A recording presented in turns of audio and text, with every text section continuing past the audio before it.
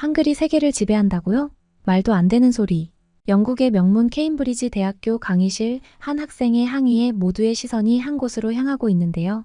과연 이 강의실에는 무슨 일이 있었던 걸까요? 오늘의 사연 지금 시작합니다. 안녕하세요. 저는 케임브리지 대학교 언어학과 3학년에 재학 중인 엠마 브라운이에요.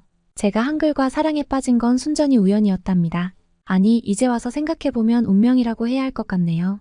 모든 건 작년 여름방학 때 일어났어요. 당시 저는 그저 평범한 영문학도였죠.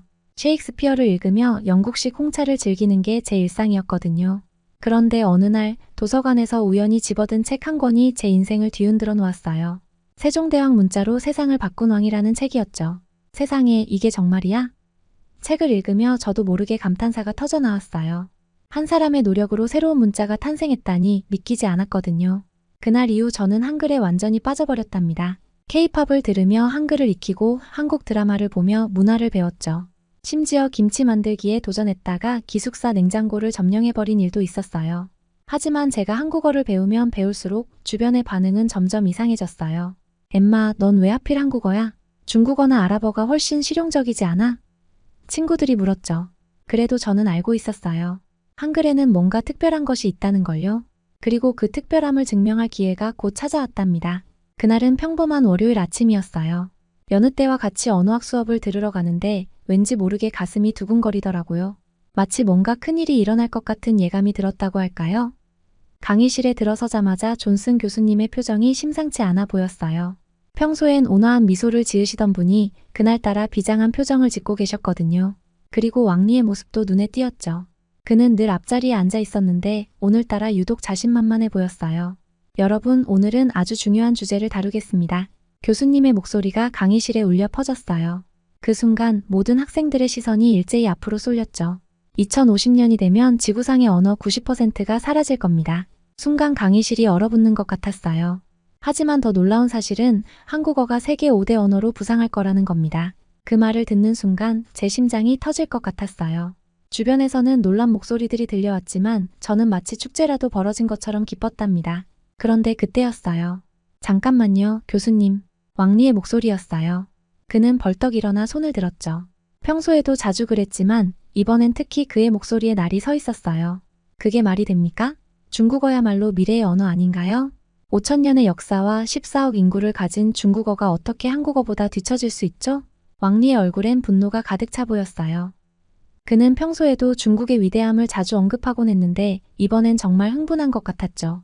존슨 교수님은 침착하게 대답하셨어요. 왕리군, 좋은 질문입니다. 하지만 언어의 미래는 단순히 사용자 수나 역사의 길이로 결정되지 않아요. 효율성, 학습 용이성, 그리고 문화적 영향력 등 여러 요소를 고려해야 합니다. 그 말씀에 저는 고개를 끄덕였어요. 한글의 과학성과 한류의 영향력을 떠올리니 교수님의 말씀을 충분히 이해할 수 있었죠. 하지만 왕리는 여전히 납득하지 못한 표정이었어요. 그래도 교수님, 중국어의 위대함을 무시할 순 없잖아요? 우리는 실크로드를 통해 전 세계와 교류했고 종이와 화약을 발명했어요. 그런 문화적 유산을 가진 언어가 어떻게 뒤처질 수 있나요? 왕리의 말에 몇몇 학생들이 동조하는 것 같았어요. 사실 저도 중국의 역사와 문화의 위대함은 인정할 수밖에 없었죠. 하지만 그게 전부는 아니라는 걸 알고 있었어요. 교수님은 잠시 생각에 잠기셨다가 말씀하셨어요. 여러분, 이건 아주 중요한 논점이에요. 역사와 전통도 중요하지만 현대사회에서 언어의 역할은 그것만으로 결정되지 않습니다. 예를 들어 한글은 디지털 시대에 아주 적합한 문자 체계를 가지고 있어요. 컴퓨터나 스마트폰에서 입력하기 쉽고 정보 전달의 효율성이 높죠. 그 말씀에 저는 또 한 번 놀랐어요. 그동안 한글의 과학성에 대해 들어왔지만 이런 측면은 미처 생각해보지 못했거든요. 교수님은 계속해서 말씀하셨어요. 게다가 문화적 영향력도 중요합니다. 최근 한류의 영향으로 전 세계 젊은이들이 한국어를 배우고 있어요. 이런 추세가 계속된다면 한국어의 위상은 더욱 높아질 겁니다. 왕리는 여전히 불만스러운 표정이었지만 더 이상 반박하지 않았어요. 대신 그의 눈빛에서 뭔가 결심한 듯한 기색이 느껴졌죠. 수업이 끝나고 나오는데 왕리가 제게 다가왔어요. 엠마, 넌 정말 한국어가 중국어를 이길 거라 생각해? 그의 목소리에 도전장이 느껴졌어요. 물론이지. 전 자신 있게 대답했어요. 한글은 배우기 쉽고 과학적이야. 게다가 한류의 힘을 봐. 전 세계 사람들이 K-팝을 들으며 한국어를 배우고 있잖아. 왕리는 코웃음을 치며 말했어요. 그래, 한국은 K-팝이나 드라마로 유명하지. 하지만 그게 다야. 중국어는 수천 년의 역사와 철학을 담고 있어. 공자와 노자의 언어라고. 그걸 어떻게 이길 수 있겠어? 그의 말에 잠시 주춤했지만 곧 마음을 다잡았어요. 역사만이 전부는 아니야, 왕리. 현재와 미래도 중요해. 한글은 미래를 위해 만들어진 문자야. 세종대왕님이 모든 사람이 쉽게 배우고 쓸 수 있게 만드셨다고. 왕리는 그 말을 듣자 잠시 생각에 잠겼어요. 그러다 갑자기 말했죠. 좋아, 그럼 내기를 하자. 다음 주까지 2050년 세계 언어 지도 리포트를 쓰는 거야. 누구의 주장이 더 설득력 있는지 교수님께 판단받자고. 저는 잠시 망설였지만 곧 결심했어요. 좋아, 받아들이지. 그렇게 우리의 언어 대결이 시작되었답니다. 그날 밤 저는 도서관에 틀어박혀 한글에 관한 모든 자료를 뒤졌어요. 그리고 그곳에서 제 운명을 바꿀 또 하나의 책을 발견하게 되었죠. 그 책은 한글의 디지털 혁명이라는 제목이었어요. 책을 펼치자마자 놀라운 사실들이 눈에 들어왔어요. 한글이 컴퓨터와 스마트폰에서 얼마나 효율적으로 사용되는지, 그리고 인공지능 시대에 한글이 얼마나 큰 장점을 가지고 있는지에 대한 내용이었죠. 특히 눈에 띄는 부분이 있었어요. 한글은 다른 문자 체계에 비해 정보 입력 속도가 최대 7배 빠르다라는 구절이었죠.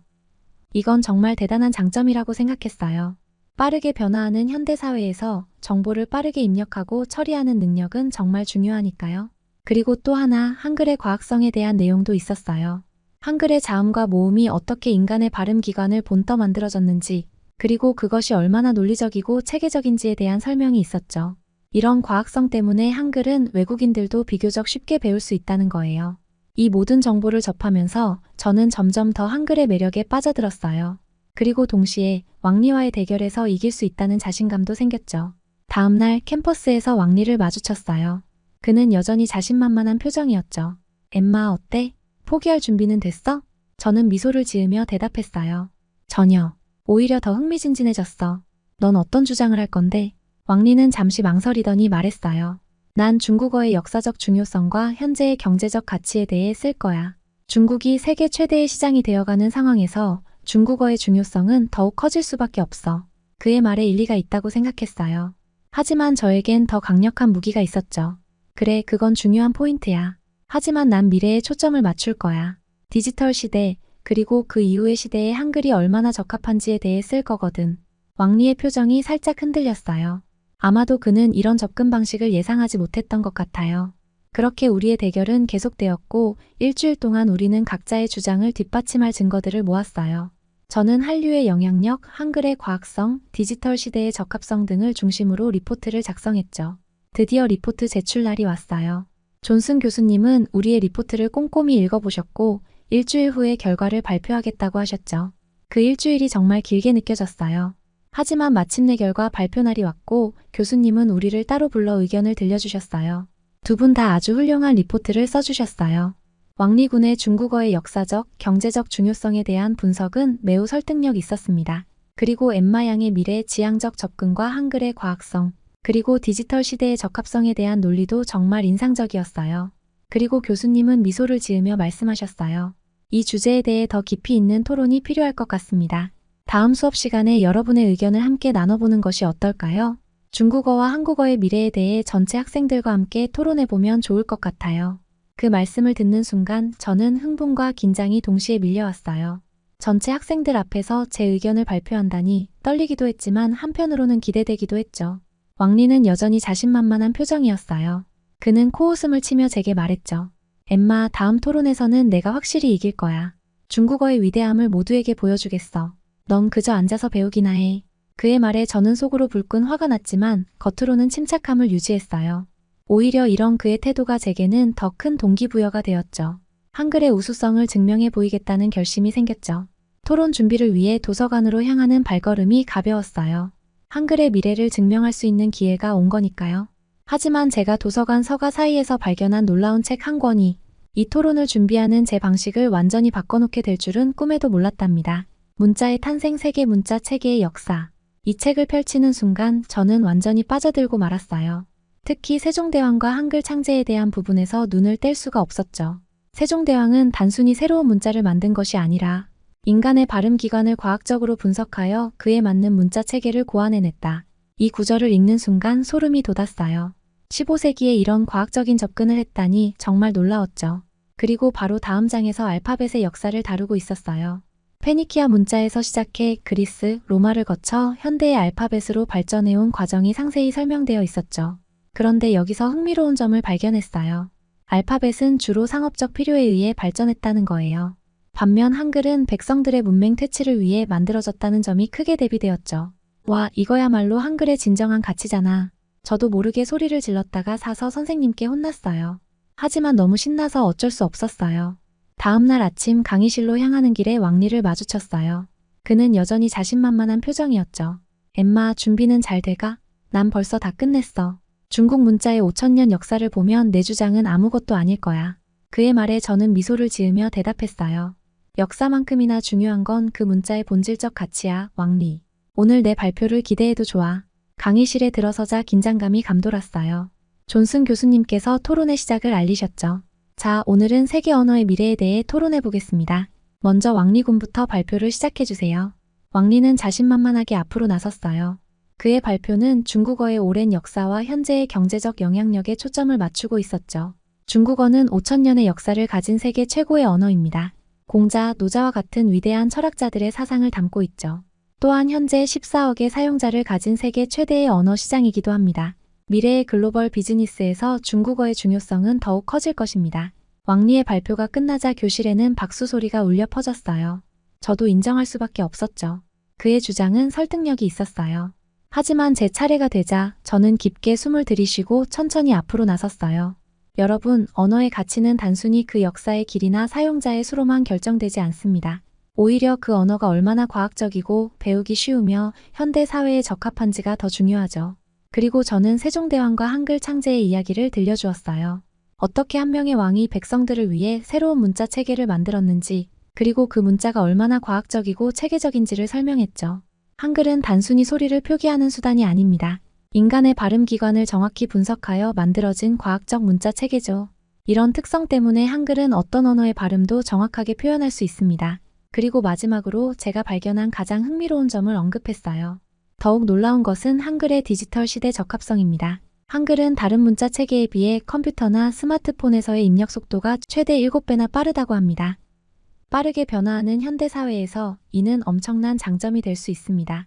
제 발표가 끝나자 교실은 잠시 조용해졌어요. 그리고 곧이어 토론이 시작되었죠. 학생들은 열정적으로 자신의 의견을 제시했고 때로는 격렬한 논쟁도 벌어졌어요. 토론이 끝나갈 무렵 존슨 교수님께서 입을 여셨어요. 오늘 정말 훌륭한 토론이었습니다. 두 언어 모두 각자의 가치와 중요성이 있죠. 하지만 미래를 생각할 때 우리는 단순히 과거의 영광이나 현재의 영향력만을 고려해서는 안 됩니다. 앞으로의 기술 발전과 사회 변화에 얼마나 잘 적응할 수 있는지도 중요한 요소입니다. 교수님의 말씀에 대부분의 학생들이 고개를 끄덕였지만 왕리의 표정은 여전히 굳어 있었어요. 강의실을 나오면서 왕리가 제게 다가왔어요. 그의 눈빛은 여전히 날카로웠죠. 엠마, 내 발표는 그저 감상적인 이야기일 뿐이야. 실제 세계에서는 중국어가 훨씬 더 중요하고 강력해. 이건 아직 끝나지 않았어. 저는 침착하게 대답했어요. 왕리, 우리 둘 다 좋은 점을 가지고 있어. 하지만 미래는 아무도 모르는 거야. 왕리는 코웃음을 치며 말했어요. 곧 알게 될 거야, 엠마. 다음에는 내가 반드시 이길 테니까. 그의 말에 저도 결의를 다졌어요. 좋아, 기대하고 있을게. 토론 이후 캠퍼스 전체가 언어의 미래에 대한 이야기로 들썩였어요. 학생들 사이에서는 한국어와 중국어의 장단점을 비교하는 토론이 끊이지 않았죠. 그러던 중 세계적인 언어학자 마이클 홀브룩 교수님의 특강 소식이 들려왔어요. 특강 당일 강당은 발 디딜 틈 없이 꽉 찼어요. 홀브룩 교수님은 21세기가 언어의 대변혁기가 될 것이라고 예측하셨죠. 그리고 놀랍게도 한국어가 향후 50년 내에 영어를 제치고 세계 공용어가 될 가능성이 있다고 말씀하셨어요. 특히 주목해야 할 것은 한국어입니다. 한글의 과학성과 한국의 문화적 영향력을 고려할 때 향후 50년 내에 한국어가 영어를 제치고 세계 공용어가 될 가능성이 있습니다. 이 말씀에 강당이 술렁였고 왕리는 즉각 반발했어요. 그는 중국의 경제력과 인구를 근거로 중국어야말로 미래의 언어라고 주장했죠. 하지만 홀브룩 교수님은 언어의 미래가 단순히 경제력이나 인구로 결정되지 않는다고 대답하셨어요. 특강 이후 왕리는 분노를 감추지 못했어요. 그는 제가 홀브룩 교수님께 뭔가 했을 거라고 의심했고 중국어의 우수성을 반드시 증명하겠다며 으름장을 놓았죠. 다음 날부터 캠퍼스는 그야말로 언어 전쟁터가 되었어요. 왕리는 중국어 우수성 입증 프로젝트를 시작했고 저희도 한글 미래 연구회를 만들어 맞섰죠. 2달 동안 캠퍼스는 중국어파와 한국어파로 나뉘어 치열한 논쟁이 벌어졌어요. 상황이 과열되자 존슨 교수님께서 개입하셨어요. 교수님은 언어의 본질적 목적을 상기시키시며 미래 언어 심포지엄 개최를 제안하셨죠. 여러분, 이 논쟁이 너무 과열되고 있어요. 언어는 서로를 이해하고 소통하기 위한 도구입니다. 우리는 언어의 다양성을 존중하면서도 미래를 위해 어떤 언어가 더 효율적일지 객관적으로 연구해야 해요. 대부분의 학생들은 이 제안에 동의했지만 왕리는 여전히 불만스러운 표정이었어요. 그는 심포지엄에서 반드시 중국어의 우위를 증명하겠다고 다짐했죠. 심포지엄 준비로 바쁜 나날이 이어지는 동안 캠퍼스 밖에서는 놀라운 일이 벌어지고 있었어요. 한국의 대중문화가 전 세계를 강타하고 있었거든요. 어느 날 아침 저는 기숙사 라운지에서 놀라운 광경을 목격했어요. 평소엔 조용하던 그곳이 K-팝 음악으로 가득 차 있었죠.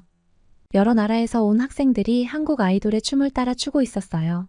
그중 한 학생이 제게 다가와 물었어요. 혹시 한국어 좀 가르쳐 줄 수 있어? BTS의 노래 가사를 이해하고 싶어서.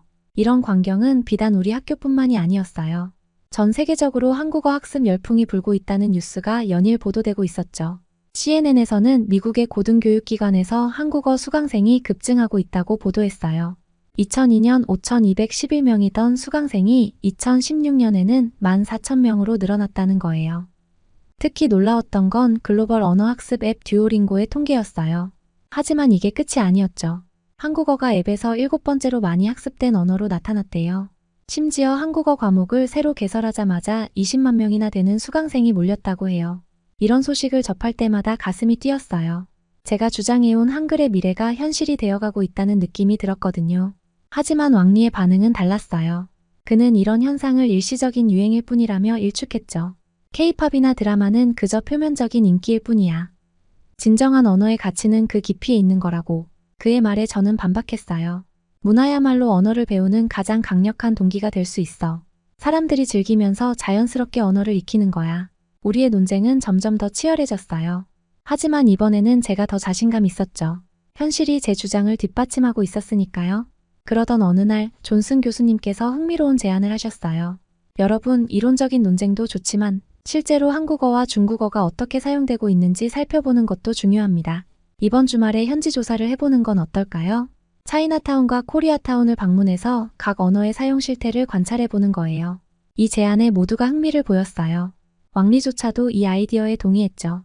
주말이 되자 우리는 두 팀으로 나뉘어 현장 조사에 나섰어요.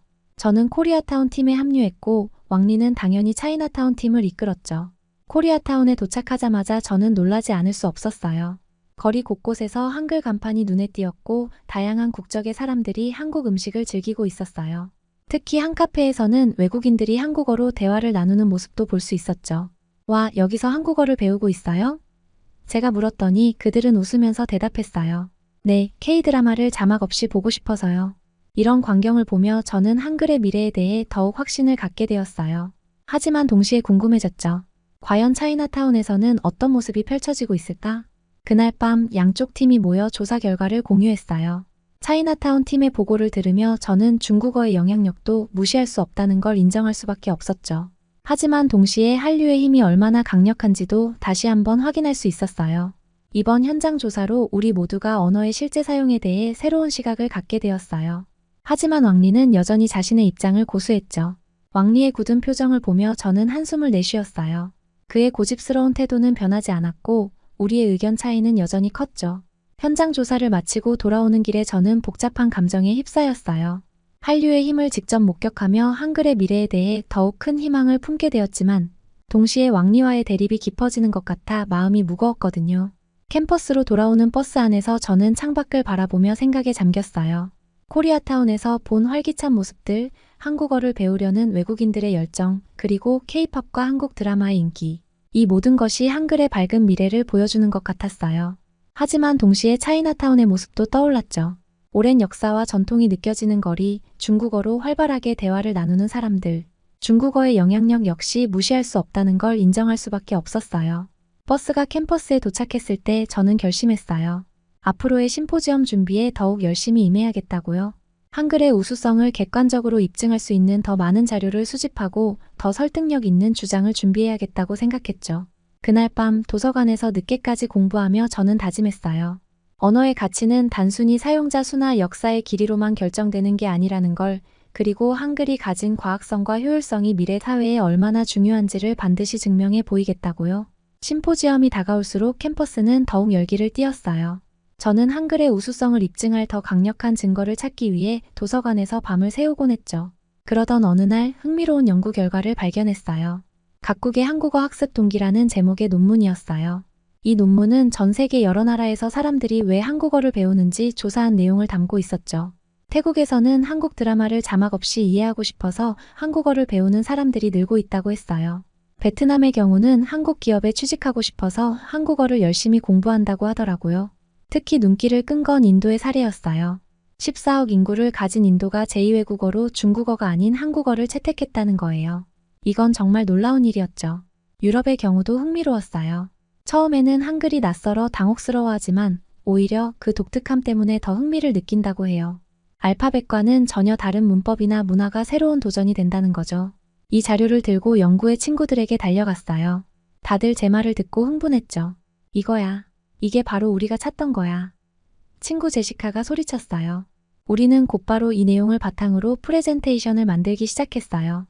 한글이 단순히 의사소통의 도구를 넘어 문화와 경제 그리고 새로운 도전을 추구하는 사람들의 욕구를 충족시키는 수단이 되고 있다는 걸 보여주고 싶었거든요. 그런데 이 소식이 어떻게 왕리의 귀에 들어갔는지 그가 저희 연구실로 찾아왔어요. 그래봤자 일시적인 현상일 뿐이야. 중국어의 5,000년 역사와 14억 인구를 이길 순 없을 거야. 왕리의 말에 저는 차분히 대답했어요. 왕리, 언어의 가치는 단순히 역사의 길이나 사용자 수로 결정되는 게 아니야. 그 언어가 얼마나 많은 사람들에게 영감을 주고 새로운 기회를 제공하는지가 중요해. 왕리는 코웃음을 치며 돌아갔지만 그의 눈빛에서 작은 동요를 느낄 수 있었어요. 그날 밤 저는 문득 이런 생각이 들었어요. 우리가 서로의 언어를 경쟁 대상으로만 볼 게 아니라 각각의 가치를 인정하고 존중할 수 있다면 어떨까? 그렇게 된다면 우리는 더 풍요로운 언어 세계를 만들어갈 수 있지 않을까? 이런 생각을 하며 저는 심포지엄에서 한글의 우수성뿐만 아니라 언어의 다양성이 가진 가치도 함께 이야기해야겠다고 마음먹었어요. 그리고 그 준비를 위해 다시 한번 책상에 앉았죠. 심포지엄이 일주일 앞으로 다가왔을 때 존슨 교수님께서 특별 강의를 하신다는 공지가 났어요. 주제는 문자체계의 과학적 분석이었죠. 저는 이 강의가 제 주장에 큰 도움이 될 거라 생각하고 첫 줄에 자리 잡았어요. 교수님은 다양한 문자체계를 비교하시며 강의를 시작하셨어요. 그리고 마침내 한글에 대한 이야기가 나왔죠. 한글은 세계 문자체계 중 가장 과학적으로 설계된 문자입니다. 자음은 발음기관의 모양을 본떠 만들었고 모음은 하늘, 땅, 사람을 상징하는 점과 선의 조합으로 이루어져 있죠. 교수님의 설명을 들으며 저는 그동안 미처 몰랐던 한글의 깊이를 새삼 깨달았어요. 특히 놀라웠던 건 한글의 제작 원리에 대한 설명이었어요. 훈민정음 해례본을 보면 한글이 얼마나 체계적으로 만들어졌는지 알 수 있습니다. 각 글자의 제작 원리가 상세히 설명되어 있죠.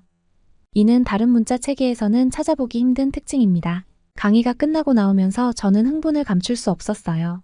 이건 정말 강력한 논거가 될 수 있을 것 같았거든요. 하지만 그때 왕리가 다가왔어요. 과학적이라고? 그래, 인정할게. 하지만 중국어 한자는 그 자체로 하나의 예술이야. 수천 년의 역사와 문화가 담긴 글자라고. 저는 잠시 생각하다 대답했어요. 맞아, 왕리. 한자의 아름다움과 깊이는 정말 대단해. 하지만 우리가 논의하는 건 미래의 언어야. 빠르게 변화하는 세상에서 어떤 문자가 더 효율적일지 생각해봐야 하지 않을까? 왕리는 무언가 말하려다 그만두고 돌아갔어요. 그의 표정에서 작은 변화를 느낄 수 있었죠.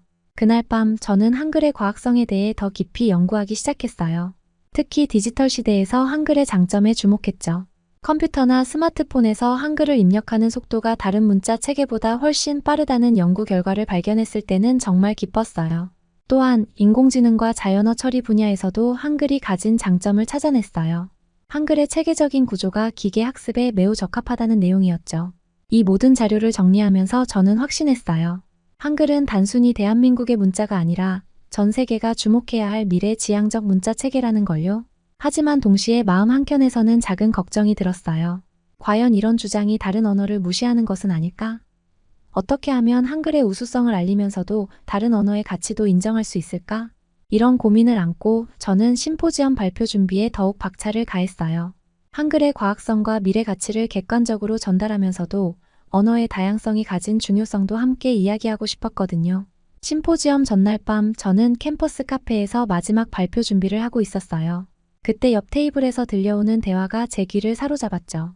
난 정말 오징어 게임 때문에 한국어를 배우기 시작했어. 근데 배우면 배울수록 이 언어가 얼마나 재미있는지 몰라. 호주에서 온 교환학생의 말이었어요. 그 말을 들으며 저는 문득 깨달았죠. 언어는 단순한 의사소통 도구가 아니라 문화를 담는 그릇이라는 걸요. 이 생각을 안고 도서관으로 향했어요. 문화와 언어의 관계에 대한 자료를 더 찾아보고 싶었거든요. 그곳에서 흥미로운 논문 하나를 발견했어요. 언어는 그 나라의 문화와 사고방식을 반영한다. 따라서 새로운 언어를 배운다는 것은 새로운 세계관을 얻는 것과 같다. 이 구절을 읽는 순간 제 머릿속에서 퍼즐 조각이 맞춰지는 것 같았어요. 한류의 인기, 한국어 학습 열풍, 그리고 한글의 과학성. 이 모든 것이 하나로 연결되는 느낌이었죠. 밤새 자료를 정리하고 발표를 준비하며 저는 제 주장을 다듬어 나갔어요. 한글은 단순히 효율적인 문자 체계를 넘어 한국 문화의 정수를 담고 있으며 동시에 세계와 소통하는 창구라는 걸 보여주고 싶었거든요. 다음 날 아침 심포지엄장으로 향하는 길에 왕리와 마주쳤어요. 그의 표정은 여전히 강경해 보였죠. 엠마, 오늘 내가 중국어의 우수성을 확실히 증명해 보이겠어. 5,000년의 역사와 문화를 가진 언어를 이길 순 없을 거야. 저는 한숨을 쉬며 대답했어요. 왕리, 우리가 서로의 언어를 이해하려 노력하는 게 더 중요하지 않을까? 하지만 왕리는 고개를 저으며 앞서 걸어갔어요. 발표가 시작되고 저는 떨리는 마음으로 단상에 올랐어요. 그리고 제가 준비한 내용을 열정적으로 전달했죠. 발표를 마치고 내려오는 제게 많은 학생들이 박수를 보내주었어요. 하지만 왕리는 여전히 불만족스러운 표정이었죠. 심포지엄이 끝나고 존슨 교수님께서 총평을 해주셨어요. 오늘 우리는 언어의 다양성과 각 언어가 가진 고유한 가치에 대해 배웠습니다. 중요한 것은 어떤 언어가 더 우수한가가 아니라 각 언어를 통해 우리가 얼마나 풍요로운 세계를 경험할 수 있는가 하는 것입니다. 그 말씀을 들으며 저는 제가 이 여정을 통해 얼마나 성장했는지 깨달았어요. 하지만 왕리는 여전히 고개를 젓고 있었죠. 그의 믿음은 변하지 않은 것 같았어요. 캠퍼스를 나서며 저는 미래에 대한 희망과 동시에 약간의 아쉬움을 느꼈어요. 언어의 경계를 넘어 서로를 이해하고 소통하는 세상을 만드는 것이 쉽지만은 않을 거라는 걸 깨달았거든요. 하지만 그 과정에서 한글이 중요한 역할을 할 수 있을 거라 여전히 믿었답니다. 학기의 마지막 수업, 존슨 교수님께서는 언어와 문화의 불가분한 관계에 대한 강의를 하셨어요. 언어는 단순한 의사소통 도구가 아닙니다. 그것은 한 문화의 정수를 담고 있는 그릇이죠. 언어를 배운다는 것은 곧 그 문화를 이해하는 것과 같습니다. 교수님의 말씀을 들으며 저는 그동안 한국어를 공부하면서 자연스럽게 한국 문화에 대해 얼마나 많이 알게 되었는지 깨달았어요. K-팝 가사의 의미를 이해하게 되었고 한국 드라마를 자막 없이 볼 수 있게 되었죠.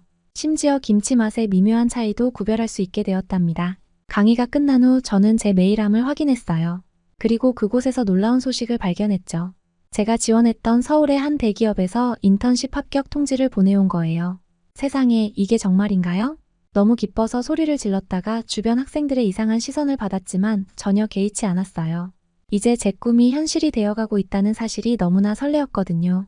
그날 밤 저는 한국에서의 미래를 상상하며 잠들었어요.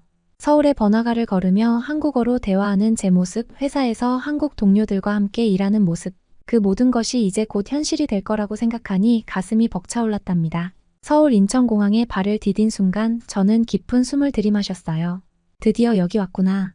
택시를 타고 도심으로 향하는 길, 저는 운전기사 아저씨와 한국어로 대화를 나눴어요.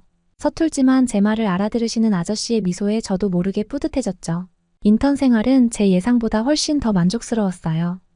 한국의 기업 문화, 빠른 의사결정 과정, 그리고 팀워크의 중요성. 모든 것이 새롭고 배울 점이 많았죠.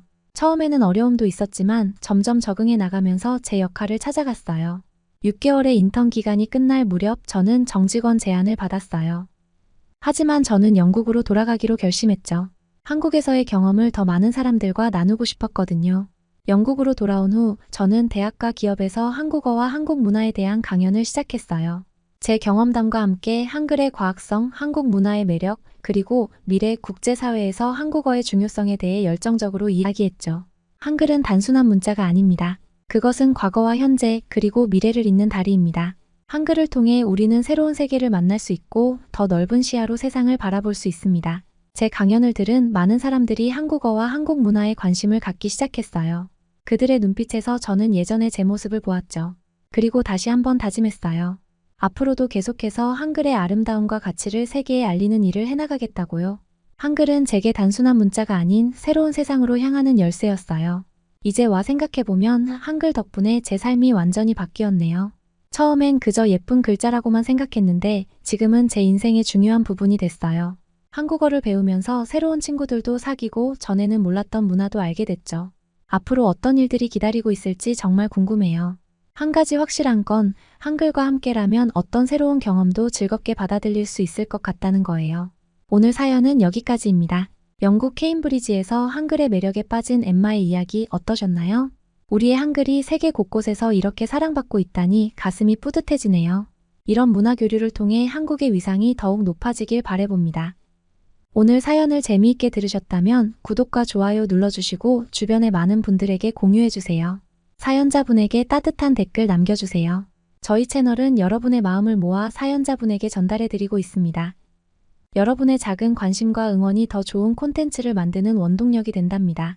지금까지 감동뭉클이었습니다. 끝까지 시청해주셔서 감사합니다. 다음에 더 감동적인 사연으로 찾아뵙겠습니다.